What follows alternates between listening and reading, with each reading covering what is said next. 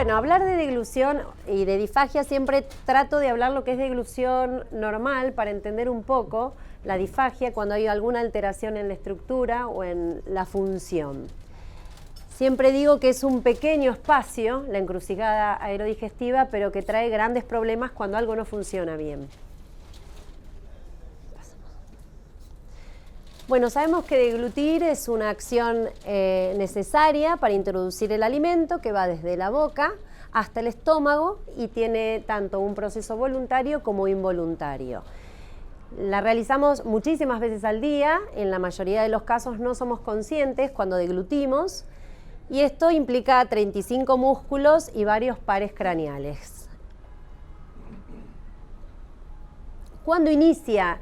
Esto inicia intraútero a partir de la semana 14. Sería el primer mecanismo de autorregulación que tiene el lactante. Empieza a madurar y su maduración finaliza en la semana 34 o 36 de la gestación, que es cuando hay una coordinación en la succión, deglución, respiración. Por esto es muy importante los pacientes nacidos pretérmino, que no tienen una succión y una deglución adecuada muchas veces por este mismo mecanismo y muchas veces tienen que utilizar sonda hasta cumplir las semanas de término para poder tener una deglución segura. Bueno, ¿cuáles son las funciones? Es propulsar el alimento que va desde la cavidad oral hasta el estómago y tiene una acción protectora sobre el tracto respiratorio impidiendo que el alimento vaya a la vía respiratoria y también contribuye a la eliminación de partículas que están tanto en la nasofaringe y las partículas que proceden del estómago a través del reflujo. Es una secuencia compleja y coordinada de la función que va desde el transporte de la cavidad oral hasta el estómago. Esto evitando la entrada de cualquier alimento a la vía aérea, asegurando una deglución segura. Mans proponía este análisis funcional de varias estructuras que tenemos, que son la linguoioidea, la velofaringia, la craneomandibular, la craneofacial y la craneocervical. Según donde estén alteradas alguna de estas, va a ser la etapa donde está alterada la deglución. Bueno, estas son las que nombré. Es importante recordar la anatomía diferente del niño con el adulto, ¿sí? El niño tiene una laringe mucho más ascendente, tiene una cavidad oral mucho más pequeña, mandíbula pequeña, la lengua ocupa casi toda la boca, tiene mucha mejor presión el nene chiquito que el adulto porque tiene todas las estructuras muy juntas para la alimentación. Cuando decimos que hay una deglución segura y suficiente, cuando ese paciente está apto para deglutir, cuando su estructura y su función van de la mano y funcionan correctamente. Los mecanismos que interfieren en la deglución tenemos un sistema de válvulas, de presiones y un sistema de fuerzas. El sistema de válvulas, en alguna de estas válvulas puede fallar y vamos a ver cómo se va a manifestar clínicamente. La primera válvula la tenemos en los labios, que es el primer cierre, la lengua oral, el istmo faringio, el anillo de Passabat, la epiglotis, el esfínter cricofaringio, cuerdas vocales y aritenoides. El sistema de presiones son los movimientos que hace la boca para la alimentación, el cierre, el desplazamiento de la lengua hacia arriba y hacia atrás para evitar que el alimento vaya para la nasofaringe, el constrictor de la faringe, el cartílago cricoides, que también lo que hace es evitar el aire, el pasaje durante la deglución al esófago y evitar el reflujo. Y estas son las fuerzas musculares que se ejercen, que van dirigidas hacia la base del cráneo y los movimientos que hace la faringe de contracción. Bueno, brevemente hablamos de lo que es la secreción salival. El centro, digamos, de la regulación lo controlan las vías nerviosas parasimpáticas que provienen de los núcleos salivares del tallo encefálico. Estos son excitados por estímulos del gusto y táctiles de la lengua y de la boca. Los impulsos que vienen de la corteza pueden tanto estimular o inhibir la secreción salival. Y no nos olvidemos de la salivación refleja por náuseas o por reflujo que también existen. Dentro de las etapas de la deglución tenemos etapa voluntaria e involuntaria. La voluntaria es la oral, la primera etapa es la que el bolo alimenticio es empujado hacia atrás para alcanzar la faringe, por presión de la lengua hacia arriba y hacia atrás contra el paladar, y este movimiento se ve favorecido por el descenso de la lengua y la elevación del velo que contacta contra la pared faríngea e impide el pasaje de alimentos a la nasofaringe. La etapa faríngea, que es la involuntaria, que el bolo del alimento ingresa a la faringe, que estimula las áreas receptoras que están en los pilares amigdalinos. Ese impulso va al tallo encefálico e inicia la serie de contracciones musculares que estuvimos viendo en la imagen anterior. El paladar asciende, cierra las coanas, los pilares posteriores se aproximan a la línea media para evitar, digamos, y formar una hendidura sagital para el pase a la faringe posterior. Las cuerdas vocales se van a aproximar y los músculos del cuello van a mover la laringe hacia arriba. La epíglote siempre desciende para evitar el pasaje a la laringe. El control de la etapa faríngea es un acto reflejo. La deglución, una vez que se inicia por un movimiento voluntario, arrastra el alimento hacia la parte posterior de la boca y despierta lo que es el reflejo de la deglución.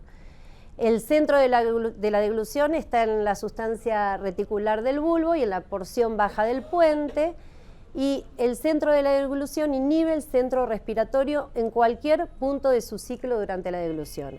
Esto muchas veces es muy importante. Los chicos que tienen alguna alteración respiratoria, algo agudo, ¿sí?, que muchas veces se les dificulta comer por esa intercurrencia aguda y quizás hay que suspenderles la vía oral hasta que mejora su patología.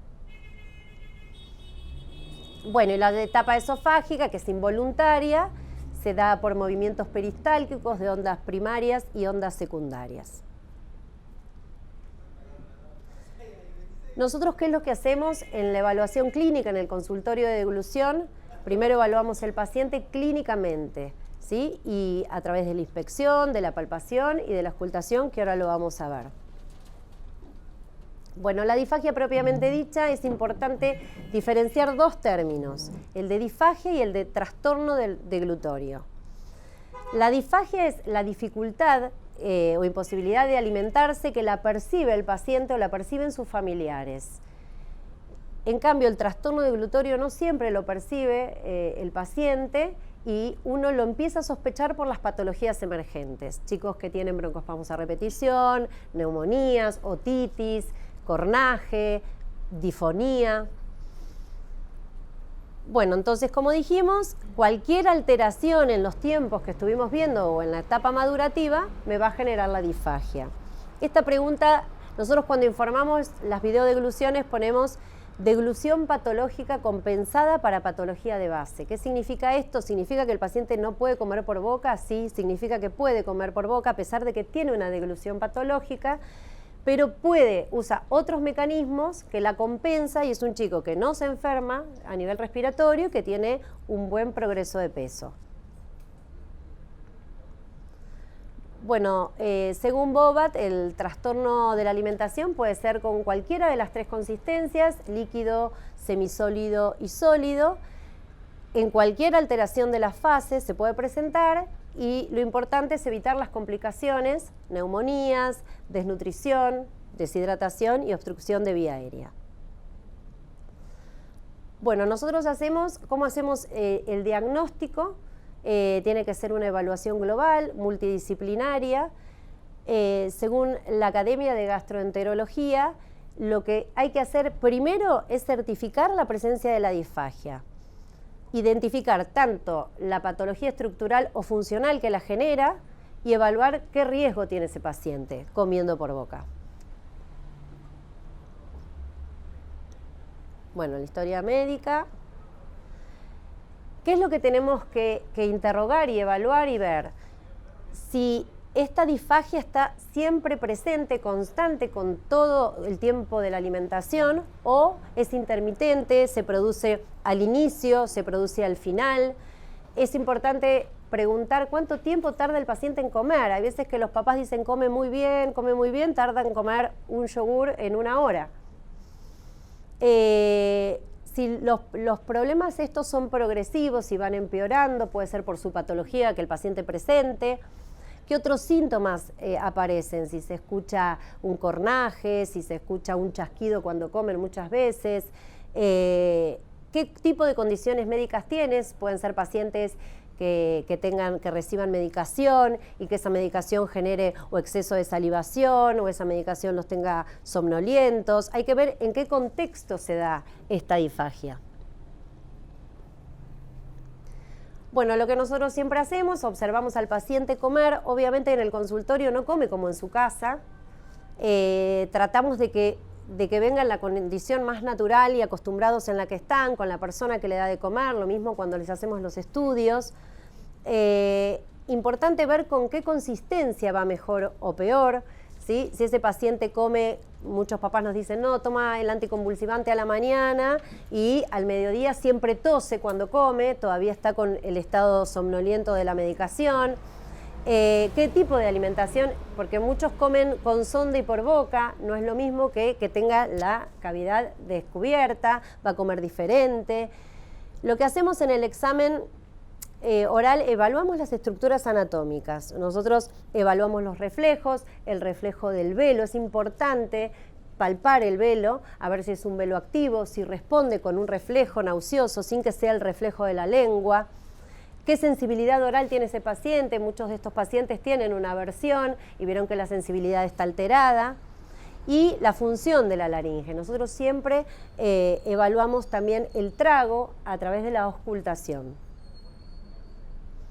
Bueno, dentro de las etiologías diversas, tenemos la prematuridad, depende de cada uno lo que vea más frecuente, ¿no? Pero estas son las más comunes, los chicos prematuros, que tengan alguna anomalía del sistema nervioso respiratorio, alguna malformación de la cavidad oral, laringe, tráquea y esófago, traumatismos, los chicos que están privados de la alimentación por mucho tiempo, cuando tienen que reiniciar la alimentación vía oral, problemas respiratorios, que esto puede ser algo agudo, lo que hablábamos antes, pacientes con una bronquiolitis que presenten taquipnea en ese momento, y problemas cardíacos. Esto quizás hace que tengan por un tiempo acotado la alimentación, digamos el soporte, solo hasta que resuelvan la patología. Bueno, dentro de los diagnósticos diferenciales, bueno, lo que uno más ve quizás, la prematurez, la atresia de Coanas, que es algo muy común, sobre todo que uno lo percibe en el lactante, sobre todo que tienen una respiración nasal. Los fisurados, que es otra patología frecuente, nosotros nos llegan los diagnósticos prenatales y siempre es la fantasía de los papás que todo chico fisurado no va a poder alimentarse por boca, a pesar que uno piensa que tiene alterada la línea media, la estructura. Muchos chicos utilizan otros mecanismos y pueden alimentarse normalmente. Todas las patologías genéticas, el Pierre-Robin. Dentro de la laringe tenemos la laringomalacia, que es otro de los factores que hace aumentar el estridor durante la alimentación y que a uno tiene que evaluar siempre, bueno, con el crecimiento, la curva pondoestatural. Dentro de la tráquea tenemos las hendiduras laringotraqueosofágicas, las fístulas traqueosofágicas. Estas generalmente son patologías de rápido diagnóstico, ¿sí? Apenas el paciente empieza a alimentarse. Las anomalías vasculares, los anillos aórticos, los anillos traqueales y los defectos anatómicos que pueden ser por intubación prolongada, que es otra de las causas que vemos mucho. Bueno, dentro de las alteraciones neurológicas, quizás la malformación de Chiari, que sabemos que trae bastante trastorno de la deglución, los mielos, las atrofias medulares, del sistema nervioso periférico lo mismo, traumático y congénito, y después tenemos las neuromusculares. Dentro del paciente hipotónico, la miastenia, el síndrome de Down. Y dentro de las misceláneas, y que se ve mucho, es la calasia del cricofaringio con el espasmo del cricofaringio, que ahora lo vamos a ver más adelante. Bueno, esto que hablábamos, para vernos dónde estamos ubicados según qué tiempo está alterado, ¿sí? Las unidades que habíamos visto antes, cuando está alterada la cráneo cervical y la cráneo mandibular, se altera el primer tiempo, ¿cómo lo vamos a ver? no hay un cierre labial completo, generalmente esto pasa en los fisurados, en los hipotónicos, invierten el labio para alimentarse, no tienen una anteposición de la lengua, escurren el alimento y dejan residuo en boca. Es el paciente que deglute y le vemos en la boca que tiene todo el resto de alimento. Después podemos tener la alteración del segundo tiempo, la unidad linguoioidea. ¿Cómo vemos la caída prematura? Siempre auscultamos al paciente cuando realiza el trago, el gatillado, ¿sí? Cuando tienen caída prematura porque está alterado, sentimos la caída y después gatilla. O sea, no sensa cuando tiene el gatillado. Entonces se ausculta la caída, hay una alteración de la peristalsis lingual, mala adaptación de la lengua y disminución de la presión intraoral. Acá es donde podemos escuchar los chasquidos cuando succionan. La alteración del tercer tiempo, que es la unidad anterior. La unidad velofaringea, ¿qué es lo que vamos a ver acá? El paciente que presenta durante la alimentación arcadas, se va a ver penetración al vestíbulo laringio, aspiración a la vía aérea, se puede ver pasaje a rinofaringe que lo manifiestan con un cornaje nasal, residuo, cuando tenemos la auscultación escuchamos ese lago faríngeo, traga y se siente el que es que la comida no la logra pasar, queda detenida. Y esto de la apertura deficiente del cricofaringio, que lo vemos muy común, no siempre son fijas, ¿sí? Se manifiestan de manera intermitente y a veces es más difícil el diagnóstico. Lo mismo que cuando hacemos la videodeglución podemos encontrar justo un espasmo del crico o no, y eso lo que genera es que cuando se cierra el alimento pasa para la vía aérea. Bueno, el esfínter labial, lo que dijimos, cierre completo o incompleto dentro de su estructura. La lengua, hay que ver la coordinación de la lengua, evaluar siempre el tiempo del tránsito que el paciente tiene el alimento en la boca, y muchos generan tos antes de tragar. El esfínter velofaringio es lo que evaluábamos a través del tacto. Esto nos va a marcar cuando es un esfínter que no es móvil, no me llega a evitar que el alimento pase a la nariz. Podemos verlo asimétrico en la evaluación, cuando uno lo observa, digamos, al paciente con la apertura de la boca, parálisis o paresia, y va a tener esta hipernasalidad en la voz. Bueno, ¿cómo vemos el reflejo de la deglución? Que puede estar disminuida la sensibilidad o ausente.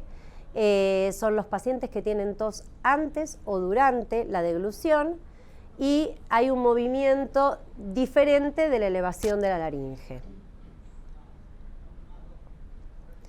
Bueno, el movimiento faríngeo, vamos a tener una deglución incompleta o múltiple, va a aparecer la tos después que deglute. No está bien, no importa. El mecanismo laringio, lo mismo, no hay un desplazamiento de la laringe durante la deglución. Se altera la calidad de la cuerda vocal, son estos pacientes que después de deglutir presentan alteración en la voz, disfonía. Bueno, y el examen físico es lo que les comentaba, lo citamos al paciente con las 3 consistencias, lo evaluamos, primero medimos todo lo que son los reflejos, todas las praxias que tiene, y empieza a comer y observamos con la auscultación en cuello, a ver si auscultamos alguna de estas cosas que estuvimos hablando antes. Bueno, el estudio diagnóstico que nosotros usamos es la videodeglución. No siempre utilizamos este estudio. Por ejemplo, un paciente traqueostomizado, lo que hacemos nosotros es un blue test, le ponemos colorante a la comida, lo evaluamos, lo aspiramos al minuto, lo aspiramos a los 5 y a los 10, a ver si observamos alimento teñido salido por el ostoma. La realidad que un blue test negativo no nos asegura que el paciente nos esté aspirando, así que tenemos que recurrir a este método.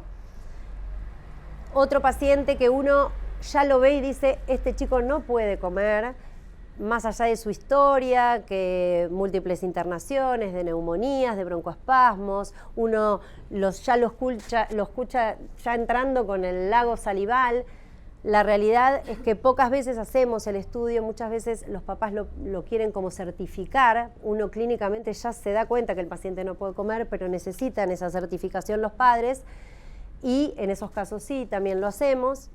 Tiene sus ventajas y desventajas. La ventaja que lo vemos en el tiempo real, ¿sí? Pero hay cosas que en el momento pueden no pasar y el paciente las tiene, como lo del espasmo del crico.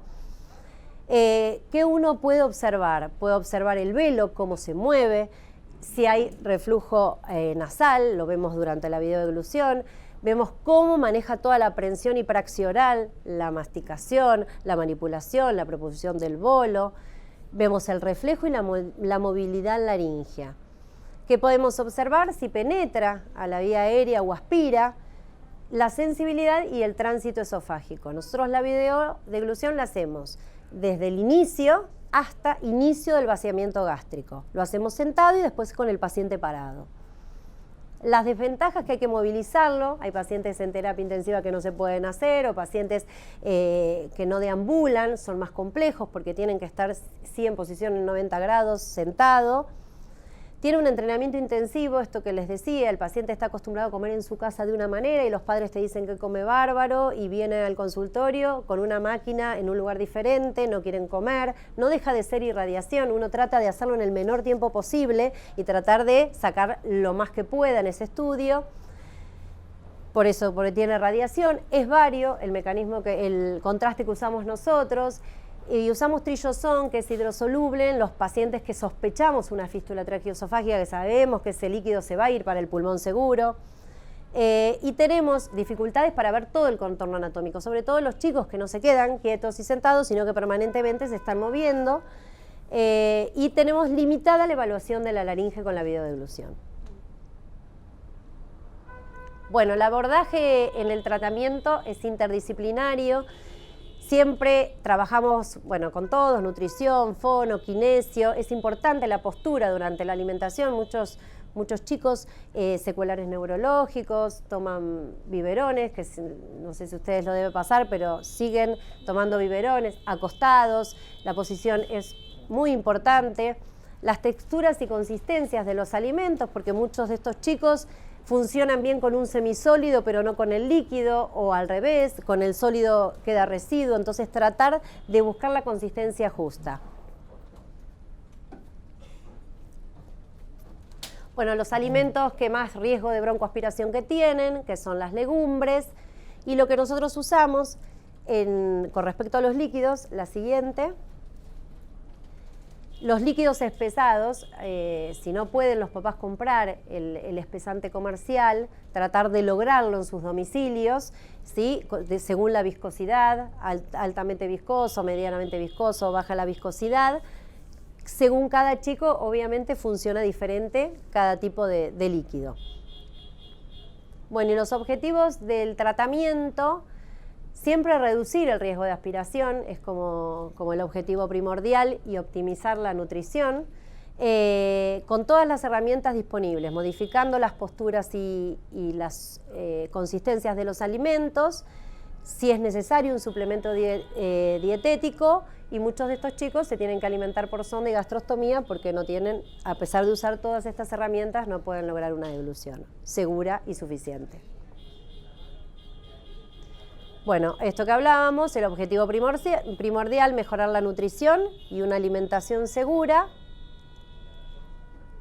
Ahora, bueno, la anatomía, para ver ahora que vamos a ver dos fragmentos de videodegluciones que son muy cortitos. Dale. Siempre el paciente al estudio tiene que venir dos adultos, ¿sí? Uno para sostenerlo y otro para darle el alimento. Siempre los testeamos con las tres consistencias, ¿sí? Este era un nene de 4 años, había tenido 10 internaciones por neumonías, sin rescate de germen en ninguna. La mamá refería que se alimentaba bien. Empezamos siempre, uno trata de empezar con el alimento que menos va a comer, ¿sí? O sea que empezamos con ese primero.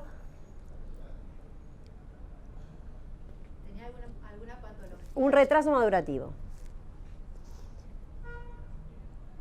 Ahí van a ver cómo tiene una dispraxia oral, la lengua se mueve en bloque, el velo, no sé si se llega a ver por la luz, pero el velo no llega hasta arriba de todo.